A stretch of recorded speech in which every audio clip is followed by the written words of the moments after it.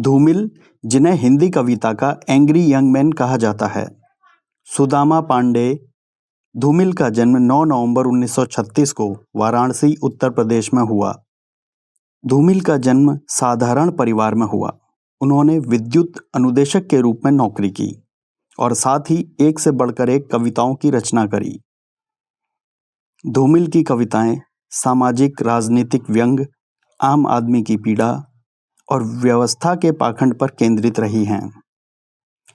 उनके जीवन काल में सिर्फ एक ही काव्य संग्रह संसद से सड़क तक ही प्रकाशित हुआ। मरणोपरांत कल सुनना मुझे काव्य संग्रह प्रकाशित हुआ। धूमिल मजदूर आंदोलन से भी जुड़े रहे। 38 वर्ष की आयु में 10 फरवरी 1975 के दिन उनकी ब्रेन ट्यूमर से मृत्यु हो गई। धूमिल की कविता आज भी प्रासंगिक हैं। उनकी याद में पेश है उनकी कविता शहर में सूर्यास्त।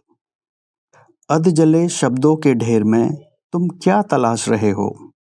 तुम्हारी आत्मीयता जले हुए कागज की वह तस्वीर है जो छूते ही राख हो जाएगी। इस देश के बातूनी दिमाग में किसी विदेशी भाषा का सूर्यास्त फिर सुलगने लगा है। लाल हरी झंडियां जो कल तक शिखरों पर फहरा रही थी, वक्त की निचली सतहों में उतरकर स्याह हो गई हैं और चरित्रहीनता मंत्रियों की कुर्सी में तब्दील हो चुकी है। तुम्हारी तरह मुझे भी अफसोस है।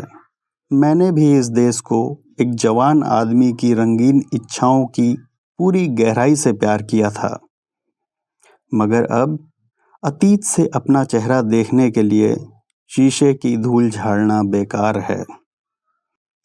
उसकी पॉलिश उतर चुकी है और अब उसके दोनों ओर सिर्फ दीवार है, जिसके पीछे राजनीतिक अफवाहों का शरदकालीन आकाश नगर के लफंगों में आखिरी नाटक की मनपसंद भूमिकाएं बांट रहा है। रिहर्सल के हवा बंद कमरों में खिड़कियों के गंदे मुहावरे गूंज रहे हैं। शाम हो रही है। दिन की मुंडेर पर अंधकार में आधा झुका सूरज अपनी जांघों पर रोशनी की गुलेल तोड़ रहा है। रंगों की बदचलन इच्छाएं शहर का सबसे अच्छा शोकेस तैयार कर रही है।